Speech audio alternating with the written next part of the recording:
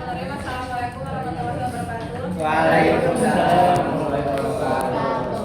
Kami dari kelompok 5 di sini kami akan bahas mengenai perubahan kebudayaan, melipat waktu dalam pelipatan tradisi.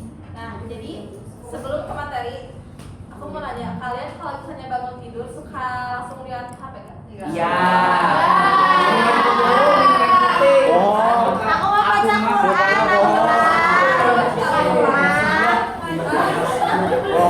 Tapi ada yang langsung ada yang enggak kan? Langsung yoga. Langsung yoga. Ya boleh. Lagi nah itu tuh sebenarnya bisa membentuk budaya kita karena pada dasarnya kebudayaan itu bukan hanya sebuah upacara adat atau ritual gitu ya, tapi kebudayaan itu kayak lebih ke kebiasaan atau pola perilaku yang lebih luas. Nah selanjutnya ada materi yang akan dibahas oleh Salman. Nah, teman-teman, di sini tuh saya ini menjelaskan bahwa budaya itu bukan hal yang tetap, hal yang akan terus-menerus seperti ini, teman-teman. Melainkan budaya itu terus berkembang seiring berjalannya waktu. Di sini memiliki 2 poin penting. Yang pertama, bukan museum atau benda mati. Menurut Taylor Konjaraningrat, kebudayaan merupakan hasil cipta rasa dan karsa manusia yang dipelajari dan diwariskan melalui proses sosial, bukan secara biologis.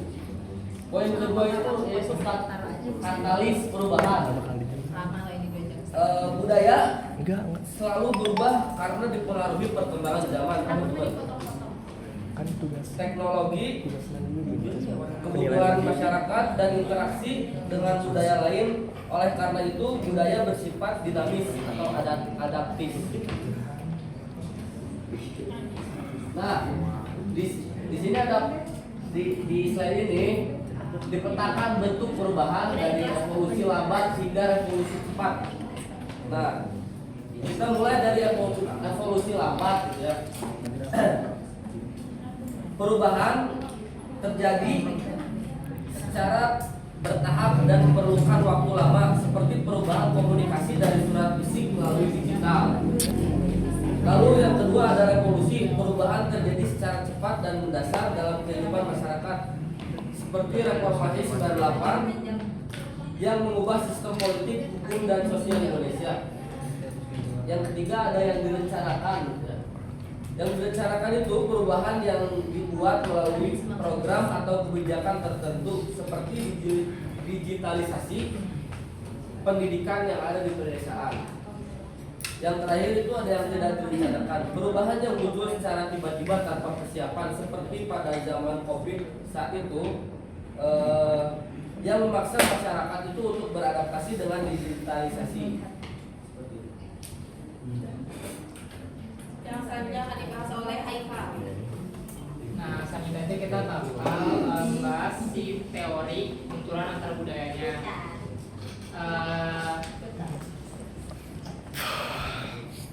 Nah, dari keempat teori itu, yang pertama itu ada akulturasi. Akulturasi itu proses pencampuran 2 budaya, tapi tidak tanpa menghilangkan identitas budaya aslinya. Jadi kayak ada 2 budaya yang bersatu, tapi identitasnya nggak hilang gitu loh. Contohnya itu kayak musik tradisional, tapi menggunakan alat yang modern. Jadi kan si identitas tetap ada tuh sebagai alat musik, sebagai musik tradisional, tapi si alatnya aja yang udah berganti budayanya ke yang lebih modern. Yang kedua itu ada asimilasi. Beda dengan akulturasi. Pada asimilasi, 2 budaya itu melebur menjadi satu budaya baru. Nah, proses ini tuh waktunya itu proses ini tuh sangat intens, dan waktunya itu sangat intens. Waktunya itu sangat lama. Yang ketiga itu ada dekulturasi. Dekulturasi itu unsur budaya lama yang mulai ditinggalkan karena dianggap sudah tidak relevan. Akibatnya itu ada budaya baru yang tumbuh sebagai pengganti budaya yang tidak relevan itu. Ada teori keempat, yaitu teori difusi. Difusi itu penyebaran unsur budaya dari satu kelompok ke kelompok lain melalui interaksi sosial media, pendidikan ataupun teknologi. Contohnya itu adalah penyebaran K-pop. Kalau dekulturasi contohnya apa? Apa? Kalau dekulturasi contohnya apa? Contohnya? Contohnya menurut aku ya kalau untuk zaman sekarang ya mungkin salam ke orang tua. Salam ke orang tua. Saya mungkin salam ke orang tua ya. Masih lah, mikir weh. Udah kebetulan pagi tinggal pergi. Ini Apa ya kira-kira? asing. Mama bapak gue juga udah tahu. Kayak slang. Ya gitu. Kayak Nah, ya yang bahasanya. Oh iya benar masalah lagi. Lanjut. Belum. Nah, dari keempat teori ini kita dapat memahami bahwa budaya itu terjadi perubahan karena interaksi, perkembangan zaman dan pengaruh lingkungan sosial.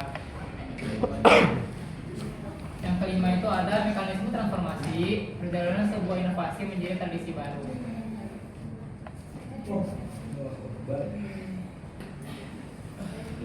Nah, pada saat ini itu menjelaskan bagaimana mekanisme transformasi budaya perjalanan inovasi hingga menjadi tradisi baru dalam masyarakat. Tahap pertama itu adanya inovasi. Inovasi yaitu berupa munculnya ide, teknologi atau kebiasaan sebagai pemicu perubahan. Yang kedua adalah tahap difusi atau penyebaran ide. Jadi si idenya udah ada nih. Selanjutnya ide tersebut itu disebarkan kepada masyarakat. Tahap ketiga itu ada seleksi dan peleburan.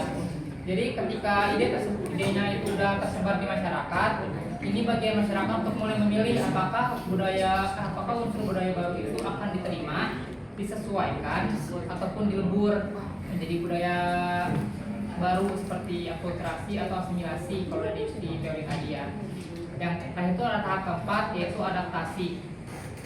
Nah, jadi kalau si ide yang tadi disebarkan ke masyarakat itu sudah diterima, masyarakat itu mulai menyesuaikan diri agar si perubahan tersebut itu tetap seimbang di kehidupan yang ada. Tapi kalau misalkan pada tahap ketiga itu masyarakat nggak menerima, terjadi tahap integrasi dulu. Pada tahap ini budaya itu udah berhasil menyatu dan menjadi bagian dari norma. Nah, kalau misalkan di tahap kelima yang terakhir ini nggak menyatu, ada proses tambahan yang namanya itu disorganisasi, yaitu keadaan apa yo? yaitu kegagalan ketika nilai lama ketika nilai lama melemah, tapi nilai baru belum mampu menggantikan secara stabil. Nah, jadi si disorganisasi ini itu ketika nilai lamanya itu belum bisa menggantikan nilai yang baru dan menjadi pedoman stabil bagi masyarakat. Akibatnya muncul kebingungan, konflik sosial, dan perilaku tidak sesuai dengan norma masyarakat. Ya, jadi kan tadi kan ada tahap tuh ide, penyebaran, peleburan. Keempat, yang kelima itu dia terima atau enggak masyarakat kalau nggak terima, tahap baru yang tadi disorganisasi. Nah, jadi intinya transformasi budaya itu tidak terjadi secara instan, melainkan proses yang bertahap, mulai dari munculnya budaya baru, kemudian menyebar, menyesuaikan diri, hingga akhirnya dapat diterima menjadi bagian dari kebiasaan ataupun tidak diterima kayak tadi. Ya, sekian dari aku.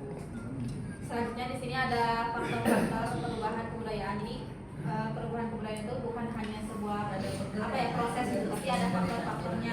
Ada faktor pendorong dan faktor penghambat. Nah, di sini kita bahas faktor pendorong dulu.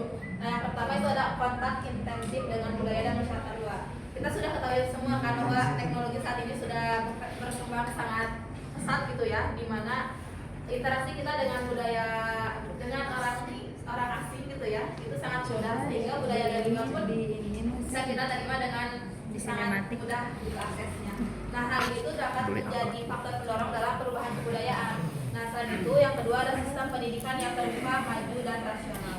Nah, saat ini kan bukan saat ini sih, sebenarnya dari dulu juga kalau aku lihat mah kayak udah terbuka gitu ya sistem pendidikannya. Contohnya tuh kalau misalnya pas waktu parkuraintinan kalau usah. Jadi di sana kan murid-murid kayak disuruh berkreasi gitu ya, mau ngedance, mau nari atau mau tari India gitu kan. Nah, itu tuh kan secara tidak sadar kita tuh bisa membawa kebudayaan asing masuk ke dalam lingkungan atau area sekitar kita kayak gitu. Terus yang ketiga itu ada ketidakpuasan mendalam terhadap kondisi hidup saat ini. Nah, ini tuh jadi kita ketika merasa kayak kayaknya dengan cara ini kurang efektif nih. Misalnya kayak pembelian online di Shopee gitu ya. Kalian kalau misalnya lagi magang, kalian pasti bakal milih untuk beli online kan daripada pergi ke pasar. Nah, itu tuh salah satunya. Terus yang terakhir itu ada orientasi masyarakat ke masa depan dan penghargaan atas inovasi. Nah, karena teknologi terus berkembang, maka masyarakat juga bukan dipaksa ya harus mengikuti alur tersebut kayak gitu. Terus ada faktor penghambatnya. Yang pertama itu ada sikap tradisional dan belenggu adat istiadat yang tertutup. Nah, ini tuh kayak masyarakat tuh merasa kayak lebih kita tuh harus banget menjaga adat istiadat kita gitu. Karena ini tuh merupakan warisan dari nenek moyang sehingga tidak boleh ada unsur-unsur asing yang masuk ke dalamnya. Terus yang kedua itu ada kurangnya interaksi dengan masyarakat luar. Isolasi sosial, ya mungkin bisa sebagai contohnya tuh dari wilayah 3T di Indonesia mungkin salah satunya. Itu kan kurang apa ya, dalam hal teknologi itu masih kurang lah sehingga interaksi mereka dengan dunia luar pun jadi terhambat. Terus yang ketiga itu ada prasangka buta dan ketakutan terhadap hal-hal asing. Nah, jadi masyarakat tuh di sini merasa kayak takut dengan hal baru gitu, jadi gak mencoba gitu, takut malah jadi penyebab ketidakadilan, kesenjangan sosial dan yang lainnya. Terus yang terakhir ada hambatan ideologis dan ketakutan akan instabilitas struktural. Ya, ini juga mempengaruhi apa ya, pemikiran masyarakat juga gitu, jadi kayak takut lebih ke kesenjangan sosial, kesenjangan ekonomi dan yang lainnya. Terus di sini ada contohnya di mana media sosial itu sebagai agen difusi dan dekulturasi digital. Sebelum ke sana kalian pernah kan bukan ikut ya, kayak bikin video gitu karena video itu lagi tren di TikTok sama Instagram. Pernah nggak? Pernah ya. Nah itu tuh kan kita tahu kita tahu tren itu kan dari media sosial kan. Nah itu ke menjadikan bahwa media sosial itu sebagai agen difusi, gimana tadi udah dijelasin sama Haikal gitu kan, difusi itu kayak lebih ke penyebaran kebudayaan dari satu kelompok ke kelompok yang lainnya dengan mudah kayak gitu. Terus ada juga dekulturasi digital di mana media sosial juga bisa mengikis nilai-nilai budaya lama gitu ya dan menghasilkan nilai-nilai budaya yang baru kayak gitu. Contohnya itu sekarang kayak gimana ya, kayak lebih kalau misalnya komunikasi itu lebih enak di HP daripada gini. Kan ada dari orang teh kayak asik di HP, tapi pas waktu ketemu kayak diem aja gitu. Terus yang kedua ini ada globalisasi dan seni akulturasi identitas lokal. Jadi globalisasi sendiri itu membawa arus dua mata gitu ya. Di apa ya? Dua mata yang pertama tuh jadi globalisasi itu membawa nilai-nilai di mana nilai-nilai kekeluargaan atau gotong royong dari masyarakatnya mulai pudar gitu. Contohnya teh kalau misalnya kita lagi kumpul keluarga gitu ya, atau lagi kumpul sama teman atau apa gitu kan, biasanya kan kalau misalnya sebelum ada HP gitu kan ngobrol biasa gitu ya, interaksi. Tapi kan sekarang rata-rata kayak fokus ke HP masing-masing gitu kayak gitu. Tapi di balik semua itu ternyata globalisasi sendiri juga membawa dampak positif gitu buat kita semua gitu ya. Dimana kan sekarang suka ada tuh kafe atau restoran yang yang menerapkan desain lebih ke tradisional gitu, tradisional modern sehingga menarik minat para masyarakat gitu. Nah selanjutnya akan dijelaskan oleh Pak Aldi. Baik, di sini ada yang ketiga ya, definisi ketiga yaitu urbanisasi sebagai ruang pergaulan dan asimilasi. Di slide ini itu ngejelasin bahwa urbanisasi itu bukan hanya perpindahan penduduk ke kota, tapi juga perubahan pola hidup, cara berpikir dan budaya masyarakat. Nah, ketika masyarakat masuk ke lingkungan kota yang modern, nilai tradisional perlahan berubah menjadi lebih rasional, cepat, dan individualitas karena tuntutan kehidupan di kota. Nah, kota juga menjadi tempat bertemunya banyak suku dan budaya. Karena masyarakat terus berinteraksi dalam ruang yang sama, terjadi proses asimilasi atau perburuan budaya hingga muncul budaya urban yang lebih homogen. Contoh, bisa dilihat dari gaya hidup, bahasa atau cara berpakaian masyarakat kota yang mulai mirip walaupun berasal dari daerah yang berbeda. Lalu selanjutnya ada eksibisi keempat, bertahannya budaya lokal melalui adaptasi digital. Nah, slide ini itu menunjukkan bahwa modernisasi tidak selalu menghilangkan budaya lokal. Budaya tetap bisa bertahan dengan cara beradaptasi mengikuti perkembangan teknologi digital. Nah, seni tradisional, ritual adat, budaya daerah ini banyak ditampilkan melalui media sosial, platform seperti YouTube, Instagram, atau TikTok. Nah, dengan begitu, ya, teknologi bukan hanya membawa pengaruh global, tetapi juga menjadi alat pelestarian budaya agar tetap dikenal generasi muda bahkan sampai tingkat internasional. Nah, jadi urbanisasi ini dapat menyebabkan peleburan budaya dan memudahnya identitas lokal. Namun, di sisi lain teknologi ini juga membuka peluang baru agar budaya lokal tetap bertahan melalui proses adaptasi dan perkembangan zaman.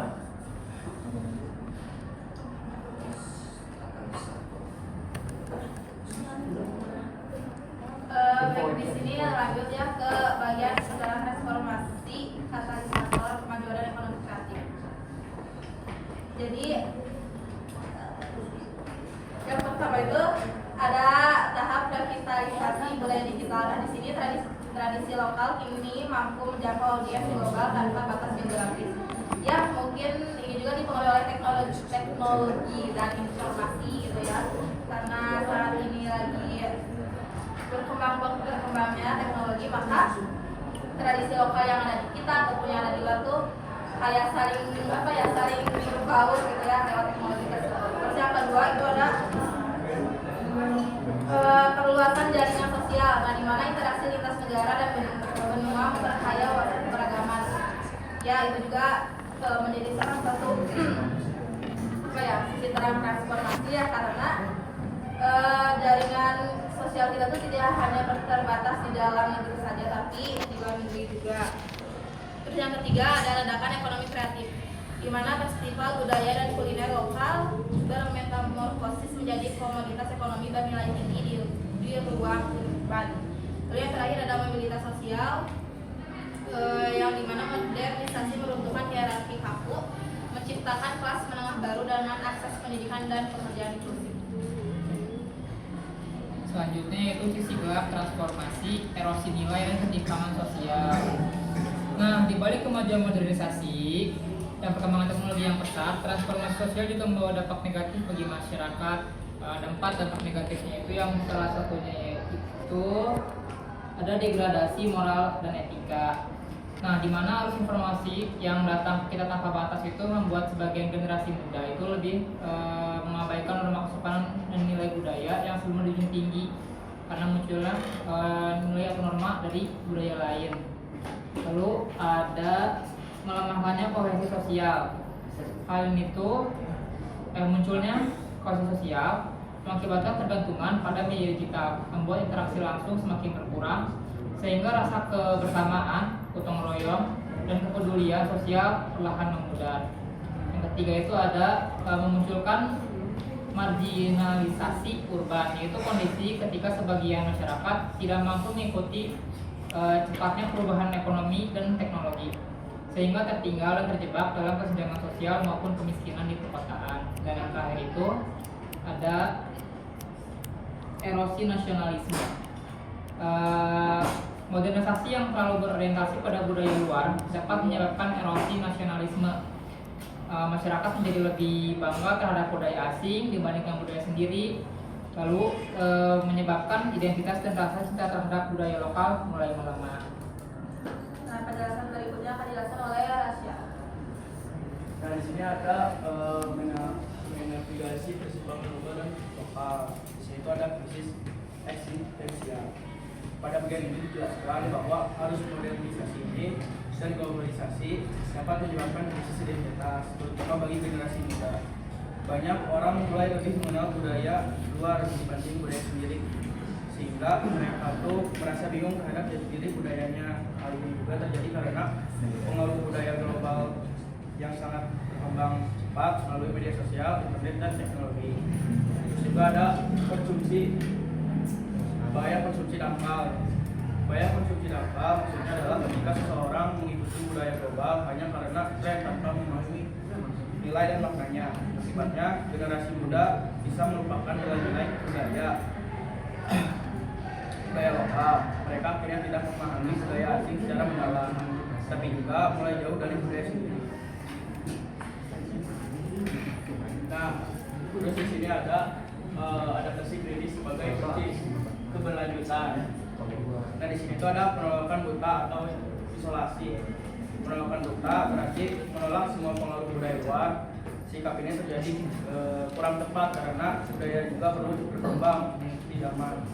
Jika terlalu tertutup terhadap dunia luar, budaya bisa menjadi tertinggal dan sulit berkembang. Terus ada adaptasi kritis.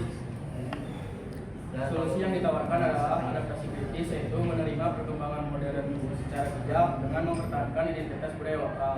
Teknologi dan media digital dapat digunakan untuk memperkenalkan budaya Nusantara pada masyarakat luas. Jadi modernisasi ini tidak harus meninggalkan budaya tradisional. Terus yang terakhir ada penerimaan buta atau asimilasi total.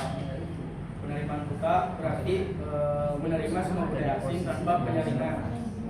Jika hal ini terus menerus terjadi, identitas budaya bangsa bisa hilang. Oleh karena itu, masyarakat perlu memilih dan menyaring semua budaya luar agar tetap sesuai dengan nilai budaya lokal.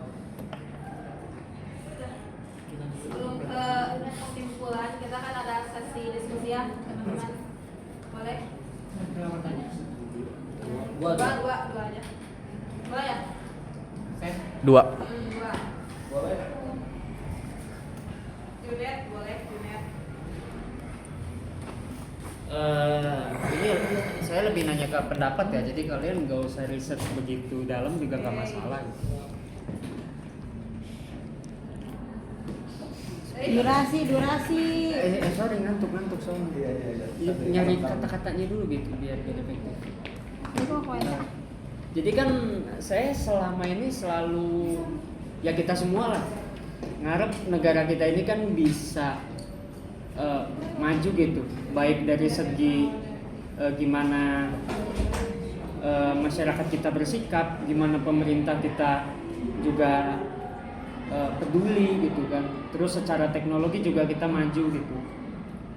Tapi kalau kita teliti lagi sebenarnya negara yang maju itu justru masyarakatnya jadi kaku gitu. Sedangkan negara kita alhamdulillah masih yang sangat-sangat menyatu sekali gitu, meskipun ya emang itu kayaknya kelebihan dari negara berkembang ya, masyarakat itu egaliter gitu kebanding yang misah-misah gitu, merasa sibuk sendiri.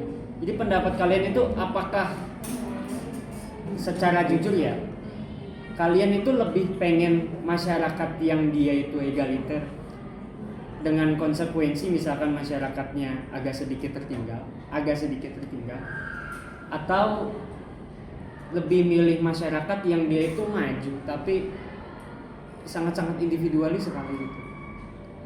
Ya itu tanya ke pendapat kalian aja, nggak usah ribet-ribet. Ditampung dulu ya, berarti tinggal satu lagi. Gak ada.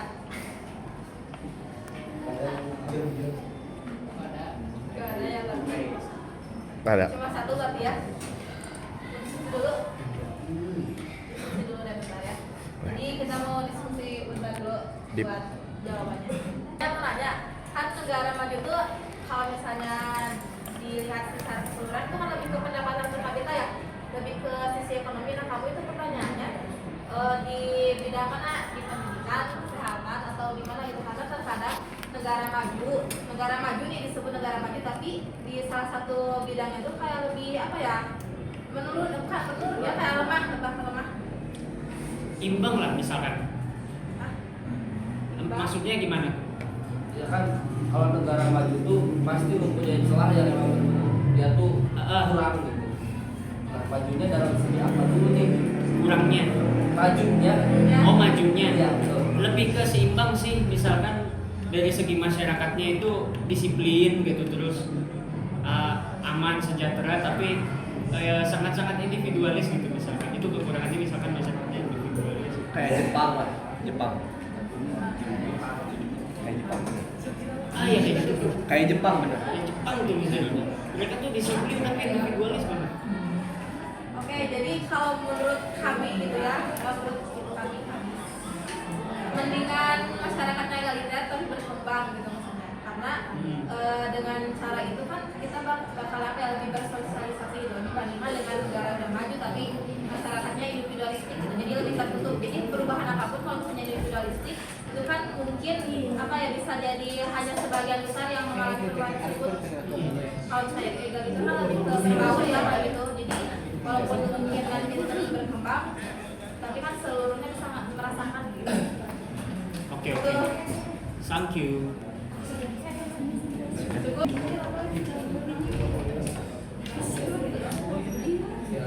Nah, kesimpulannya ya, jadi kebudayaan adalah kasih sayang yang bergerak, mari melipat waktu, merangkul laju kemajuan global tanpa pernah meninggalkan jejak pijakan tradisi kita. Jadi intinya solusi dari perubahan budaya ini adalah adaptasi kritis ya. Modernisasi pun harus kita ikuti, perubahan harus kita ikuti, tapi identitas dan jati diri kita juga jangan sampai pudar gara-gara perubahan tersebut kayak gitu. Kami dari kelompok 5 kami undur diri. Terima kasih atas perhatiannya. Wassalamualaikum warahmatullahi